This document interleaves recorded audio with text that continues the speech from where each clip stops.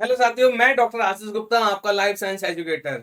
जैसा कि already announce हो चुका है कि एग्जाम अपनी फिक्स डेट पर होने वाला है। लाइफ साइंसेज के एग्जाम्स के लिए अब केवल और केवल 7 डेज बचे हुए हैं। तो बहुत सारे मैसेज आ रहे हैं कि अब क्या करें, पैनिक हो रही सिचुएशन, अब मन नहीं लग रहा पढ़ने में, याद चीजें नहीं रह रही हैं, क्या करें क्या ना करें। आओ इसी बात को लेकर एक चर्चा करते हैं कि लास्ट 7 डेज को कैसे बहुत ही बढ़िया ढंग से यूटिलाइज करें कि आपको कोई दिक्कत ना हो। सबसे पहला काम क्या करें, अपनी हेल्थ को सही रखें, क्योंकि ये लास्ट 7 डेज में आपकी हेल्थ नहीं बिगड़नी चाहिए।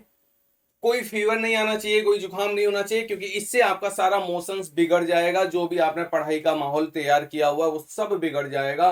तो सबसे पहली बात ये, क्योंकि इस समय मौसम बहुत ज्यादा, गर्मी बहुत ज्यादा है, सबसे पहले तो ये ध्यान रखें कि बाहर का अनहाइजेनिक फूड बंद कर दें कुछ दिनों के लिए, 7 डेज के लिए। और आप उन सारी चीजों को अवॉइड करें जिससे आपको एलर्जी है, जिससे आपको पता है कि आपकी बॉडी को हार्म हो सकता है। बिल्कुल 7 डेज के लिए हटाएं। सबसे पहला ध्यान हेल्थ पर रखेंगे।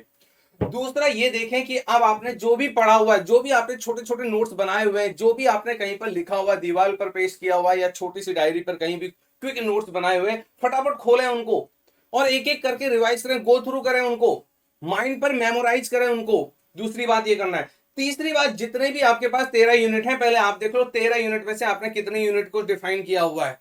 तो जो यूनिट ऐसी हैं जिसमें आपके पास बहुत सारे पाथवेज हैं, 10 स्टेप पाथवे, 11 स्टेप पाथवे, जो भी पाथवेज हैं उनको फटाफट से एक प्लेन पेपर पे लिखना स्टार्ट करें।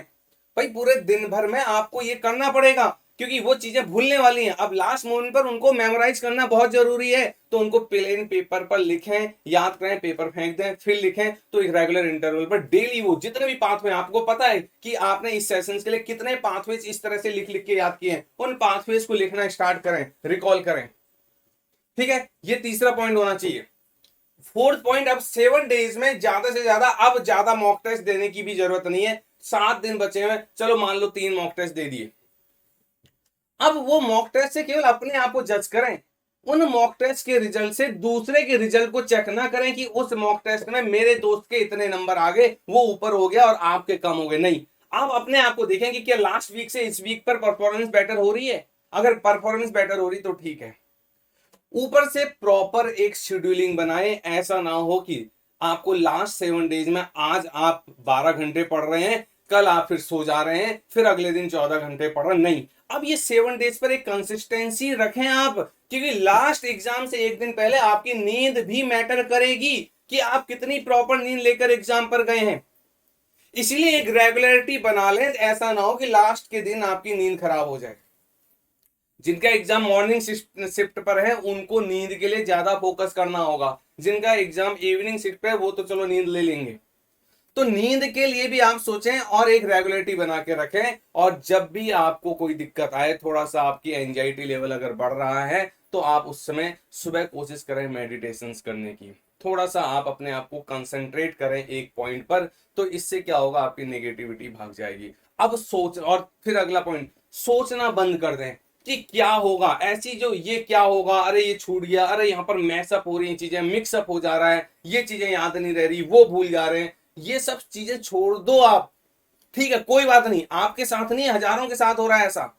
सब एक जैसे एक ही लेवल पर हैं सारे लोग। तो सोचना बंद कर दें, जो भी पढ़ रहे हैं उसको एफिशिएंसी से पढ़ें कि हाँ, अगर अभी मैं मोल बायो रिवाइज कर रहा हूं तो प्रोकैरियोटिक और यूकैरियोटिक को डिफरेंशिएट करके रिवाइज करेंगे कि चीजें मैसअप ना हो। तो उसको उस समय अच्छे से वेल डिफाइंड मैनर पे पढ़ें, फोकस करें और आपका पैटर्न फिक्स करें। नींद ज्यादा आ रही है तो थोड़ा रेगुलर इंटरवल पर पढ़ें, थोड़ी देर पढ़ें, फिर आपका क्या कर हो जाओ, आप अपनी पोजीशन से उठ जाओ, थोड़ा सा टहल लो, फिर आपका आगे बैठ जाओ।